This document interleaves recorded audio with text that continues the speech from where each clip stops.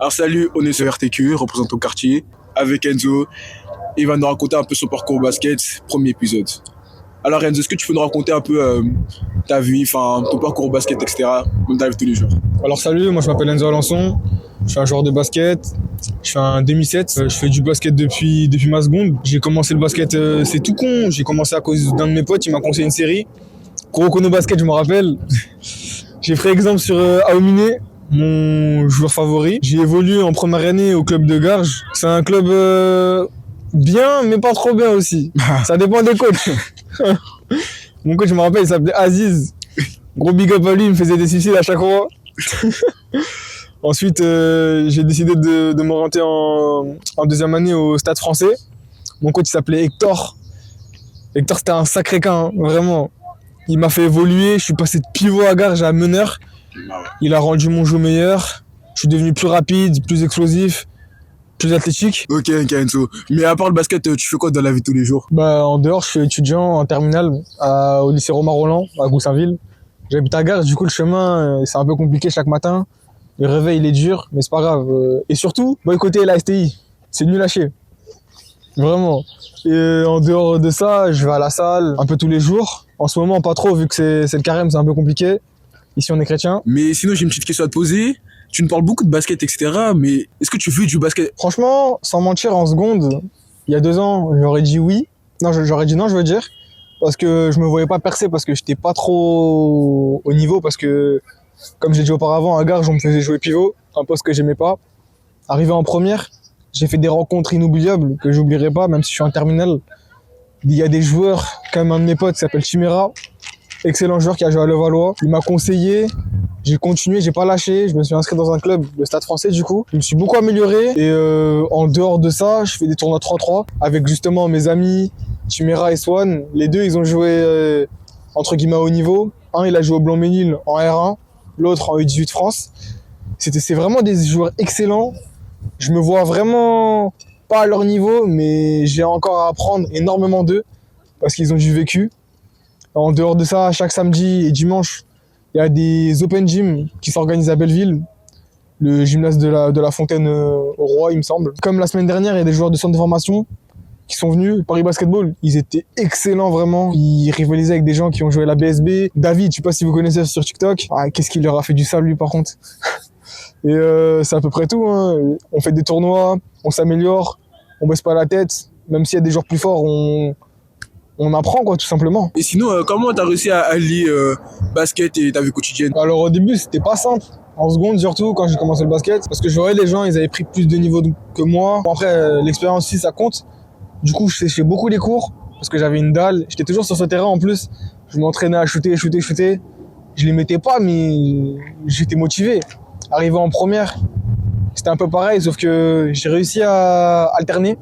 Cours, vie sportive, famille aussi. Ma famille, elle était pas trop avec moi. Surtout ma mère. Mon père, il était avec moi. Mais on va dire ça 50%. Genre, il me disait, ouais, il était fier de moi quand je jouais et tout. Mais bon, il venait pas à mes matchs, quoi. Il venait pas au match. Je gagnais, mais sans plus. J'étais pas content, c'est tout. Et aujourd'hui, tu penses, t'en as parlé encore avec ton père, t'en penses quoi du basket pour plus tard? Vu que j'ai joué un peu partout et qu'ils voyaient des vidéos de moi jouer, là, ils ont cru un peu plus en moi. Là, j'étais un peu plus fier de moi. Du coup, je me dis toujours, ouais, faut que je fasse mieux. Il faut toujours que je me donne à 100% pour que mes parents soient fiers de moi, quoi. Et sinon, c'est quoi qui a été ton inspiration pour commencer le basket et qui t'a poussé à continuer encore?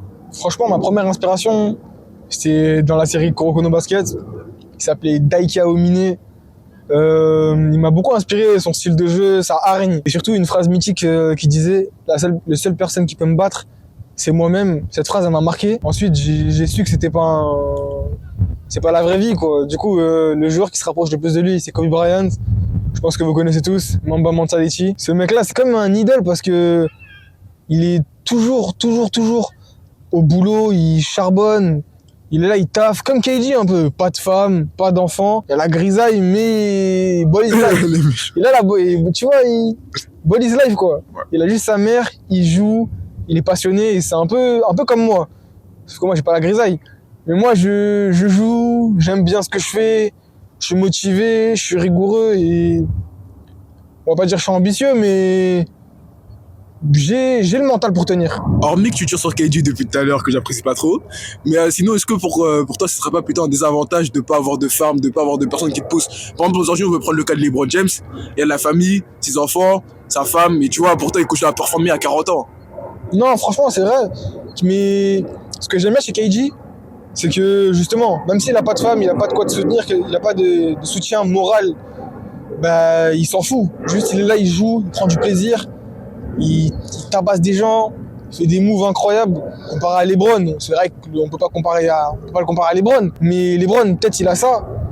Mais KD, il vit pour le basket. LeBron, je pense pas il vit aussi pour ses enfants, sa femme, etc. Mais KD, il vit vraiment pour le basket. C'est quelque chose qui l'intéresse, qui le motive, qui le pousse à donner tout, quoi. Ce serait quoi tes conseils pour une personne qui veut débuter le basket? Franchement, mes conseils, c'est de pas écouter les gens, un peu comme tout le monde, hein. Juste, tu fais ton jeu, tu t'entraînes. Même si tu veux, tu t'entraînes seul, mais juste, tu t'en fous des regards des gens. Alors si quelqu'un te dit, ouais, ton shoot, il est moche, il est horrible, tu sais pas dribbler, tu t'en fous. Tu sais très bien que, avec la détermination, tu vas les rattraper. Comment dire, un mec qui a 7 ans de basket et un mec qui a 2 ans, il peut très bien rattraper. Juste s'il a la dalle, il va le rattraper. C'est tout. Et aussi, niveau étirement et tout, faut pas blaguer avec ça. Les blessures, ça arrive. Juste lundi dernier, je me suis fait la cheville. C'est vraiment pas drôle de jouer avec ça. Ça fait mal en plus, hein. Là, tu nous as donné des conseils pour une personne qui veut commencer le basket, mais est-ce que tu aurais des conseils pour les jeunes dans la vie de tous les jours? Franchement, dans la vie de tous les jours, c'est avancer, ne calculer personne, juste faites attention avec qui vous traînez.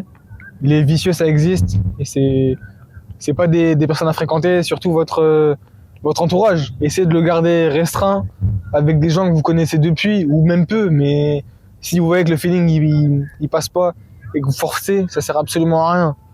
Même si vous êtes seul dans une classe par exemple, c'est mieux d'être seul que mal accompagné. C'est une phrase typique. Et pour finir tout ça, c'est quoi tes projets à venir? Mes projets à venir, bah là actuellement j'attends d'avoir mon bac pour aller en étranger, partir aux States, pas l'année qui suit, mais l'année d'après, en 2027 du coup, pour améliorer mon jeu, performer à haut niveau aux États-Unis du coup, si je parviens à obtenir une bourse. Comme ça, dès que je reviens, soit d'intégrer une N1 ou un club Pro B, ou voire Pro A, si jamais ils voient que mon talent il existe et qu'ils peuvent l'améliorer surtout. Et pour ça, je vais devoir faire une année du coup soit sympathique, soit en BTS ou peu importe, en alternance surtout, pour économiser de l'argent, parce qu'une année là-bas ça coûte extrêmement cher, 23 000 € l'année, bourse comprise, c'est très compliqué. Et sinon, bah, en dehors du basket, si j'arrive pas à percer, ou même à devenir pro, je compte bien pas rester dans le domaine scolaire, devenir manager dans des entreprises quelconques, comme un de mes grands idoles, hormis basket et tout, qui s'appelle Keo. C'est un mec qui est manager. Il a taffé 3 ans de sa vie. Est-ce que tu as un petit mot pour la fin? Alors franchement, déjà, je tiens à remercier RTQ, représente ton quartier, pour m'avoir invité. C'est un honneur pour moi de passer dans ce concept parce que ça t'aide à avoir de la visibilité et être un petit peu connu sur les réseaux, entre guillemets. Et c'est à peu près tout, hein, et merci infiniment. C'était Enzo, premier épisode de RTQ, représente ton quartier. Et on se dit à la prochaine fois pour un prochain épisode.